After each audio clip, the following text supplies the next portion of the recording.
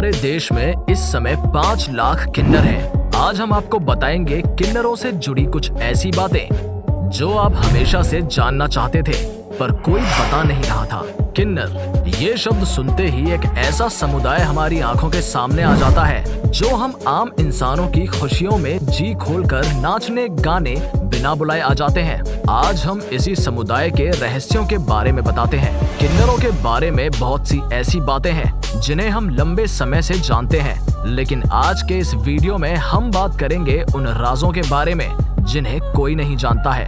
क्या आप जानते हैं कि किन्नरों की अपनी एक भाषा भी होती है? जी हाँ, इनके सामाजिक स्टेटस के कारण किन्नरों ने एक खास गुप्त भाषा विकसित कर ली है जिसे हिजड़ा फारसी कहते हैं। स्वप्न शास्त्र के मुताबिक अगर आप सपने में किन्नर देखते हैं तो इसका तात्पर्य ये है कि भविष्य में आपका दाम्पत्य जीवन संतोषजनक नहीं रहेगा। हिमालय का पवित्र शिखर कैलाश किन्नरों का प्रधान स्थान माना जाता था। वहाँ वो भगवान भोले की सेवा करते थे। उन्हें देवताओं का गायक और भक्त माना जाता था। किन्नरों के संबंध में बहुत सी कहानियां प्रचलित हैं। इनमें सबसे अधिक प्रचलित कथा भगवान राम के वन जाने से संबंधित है। जब भरत राम से मिलने चित्रकूट जा रहे थे तब सभी अयोध्या वासी भी उनके साथ चित्रकूट आए थे। अयोध्या वासियों के विनय को अस्वीकार करते हुए प्रभु श्री राम ने सभी नर नारियों को वापस अयोध्या लौट जाने के लिए कहा, परंतु उनके संबोधन में हिजड़ों का नाम नहीं था, अपितु किन्नर 14 वर्ष तक प्रभु श्री राम के आने की प्रतीक्षा करते रहे। वापसी पर जब भगवान राम उन्हें मिले तब उनकी निश्चल और निस्वार्थ भावना से चकित होकर उन्हें वरदान दिया कि तुम जिन्हें आशीर्वाद दे दोगे उनका कभी भी अनिष्ट नहीं होगा। एक अन्य सवाल जो लोगों के मन में उठता है वो ये कि किन्नर अपने जैसों को हजारों की भीड़ में कैसे चुनते होंगे। अगर किसी के घर बच्चा पैदा होता है और उस बच्चे के जननांग में कोई कमजोरी पाई जाती है तो उसे किन्नरों के हवाले कर दिया जाता है। ये समाज ऐसे लड़कों की तलाश में रहता है जो खूबसूरत हो, जिसकी चाल ढाल थोड़ी कोमल हो और जो ऊंचा उठने के ख्वाब देखता हो। ये समुदाय उससे नजदीकी बढ़ाता है और फिर समय आते ही उसे बधिया कर दिया जाता है। बधिया यानी उसके शरीर के हिस्से के उस अंग को काट देना जिसके बाद वो कभी लड़का नहीं रहता। ये भी कहा जाता है कि किसी बच्चे के जन्मदिन पर नाचते और बजाते वक्त यदि इनकी ढोलक फूट जाए तो ये एक इशारा होता है कि बच्चा किन्नर है और वे उसे उसके घर वालों से लेकर अपने साथ अपने नियमों के अनुसार उसकी परवरिश करने उस बच्चे को ले जाते हैं। किन्नर समुदाय खुद को मंगलमुखी मानते हैं, इसलिए ही ये लोग बस शादी, जन्म समारोह जैसे मांगलिक कामों में ही भाग लेते हैं। मरने के बाद भी ये लोग मातम नहीं मनाते बल्कि ये खुश होते हैं कि इस जन्म से पीछा छूट गया। 2014 से पहले इन्हें समाज में नहीं गिना जाता था। अभी भी इनके साथ हुए बलात्कार को बलात्कार नहीं माना जाता।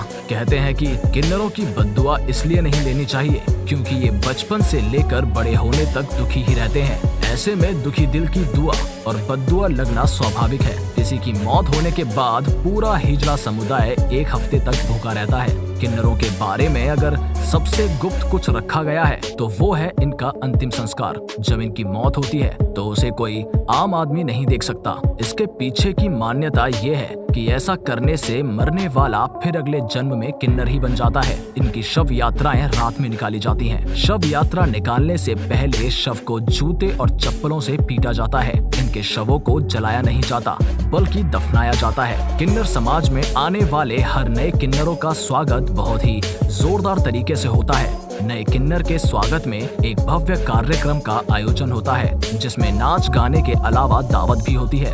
एक मान्यता के अनुसार किन्नरों का जन्म ब्रह्मा जी की परछाई से ही हुआ है, जबकि दूसरी मान्यता ये है कि अरिष्ठा और कश्यप ऋषि से किन्नरों की उत्पत्ति हुई है। आपको ये बता दें कि हर किन्नर का अपना एक गुरु होता है। दिलचस्प ये है कि उनके गुरु को ये तक पता होता है कि उसके शिष्य की मौत कब हुई। गुरु वही बनता है जो जन्म से ही किन्नर हो। उसे गुरु नहीं बनाया जाता जो किसी ऑपरेशन के बाद किन्नर बनाया गया हो। किन्नर अपनी ज्यादातर परंपराएं हिंदू धर्म के अनुसार निभाते हैं, जबकि ज्यादातर किन्नर गुरु मुस्लिम होते हैं। इसके लिए किन्नर बहुचरा माता की पूजा करते हैं और उनसे माफी मांगते हैं। वो ये दुआ करते हैं कि अगले जन्म में उन्हें किन्नर का जन्म ना लेना पड़े।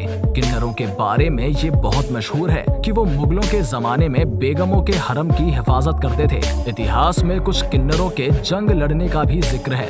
इनमें से एक थे मलिक कफूर। उन्होंने दिल्ली के सुल्तान अलाउद्दीन खिलजी के लिए दक्कन में जंग जीती थी। इसलिए आज के दौर के भी कुछ सीरियल्स में हरम में इन हिजड़ों को मुख्य रूप दिखाया जाता है। ऐसा कहा जाता है कि कभी भी किसी किन्नर की बद्दुआ नहीं लेनी चाहिए, क्योंकि इनकी बद्दुआ भी बड़ी असरदार होती है। ऐसा कहा जाता है कि किन्नर की दुआएं बड़ी जल्दी फलती हैं और वे किसी चमत्कार से कम नहीं होती हैं। किन्नर की दुआएं किसी भी व्यक्ति के बुरे समय को दूर कर सकती है। माना जाता है कि इन्हें भगवान श्री राम से वनवास के बाद वरदान प्राप्त है। कहा जाता है कि इनसे एक सिक्का लेकर पर्स में रखने से धन की कमी भी दूर हो जाती है। महाभारत में अज्ञातवास के दौरान अर्जुन ने विहंगला नाम के एक हिजड़े का रूप धारण किया था। उन्होंने उत्तरा को नृत्य और गायन की शिक्षा भी दी थी। कहा जाता है कि ये एक श्राप था महारथी अर्जुन को, और इस श्राप के पीछे देवराज इंद्र की एक अप्सरा थी। आम लोगों के मन में अक्सर ये सवाल आता है कि क्या किन्नर शादी ब्याह करते होंगे? तो इसका जवाब है हाँ, जी हाँ। आपको शायद जानकर ये हैरानी होगी। दरअसल किन्नर अपने आराध्य देव अरावल से साल में एक बार विवाह करते हैं। ये विवाह लेकिन मात्र एक दिन के लिए ही होता है। शादी के अगले दिन ही अरावल देवता की मौत हो जाती है और उनका वैवाहिक जीवन खत्म हो जाता है। साल में एक बार किन्नर अपना 18 दिन का समारोह मनाते हैं। ये समारोह चेन्नई से 200 मील दूर कूवगम गांव में मनाया जाता है। यहाँ पूरे भारत से किन्नर इकट्ठे होते हैं। बता दें कि ये सालाना उत्सव तमिल नव वर्ष की पहली पूर्णिमा से शुरू होता है और 18 दिनों तक चलता है। 17वें दिन किन्नरों के देवता भगवान अरावन की पूजा होती है। 18वें दिन सारे कूवगम गांव में अरावन की प्रतिमा को घुमाया जाता है और फिर तोड़ दिया जाता है। उसके बाद दुल्हन बने किन्नर अपना मंगलसूत्र तोड़ देते हैं। ये थे किन्नरों से जुड़े रहस्य। ये सभी कुछ ऐसी जानकारियां हैं जिनके बारे में बहुत कम ही लोग जानते हैं। किन्नरों को भले ही आज के समय में थर्ड जेंडर का दर्जा मिल गया हो, लेकिन फिर भी उन्हें समाज में वो इज्जत नहीं मिल पाई है जिसके वो हकदार हैं। तो दोस्तों, आज के लिए इतना ही। आपको ये वीडियो कैसा लगा? अगर पसंद आया हो तो लाइक कर दें और हमें कमेंट करके जरूर बताएं कि आपको ये किन्नरों के बारे में जानकारी कैसी लगी। इसी के साथ चैनल को सब्सक्राइब भी कर दें। मिलते हैं अगली वीडियो में।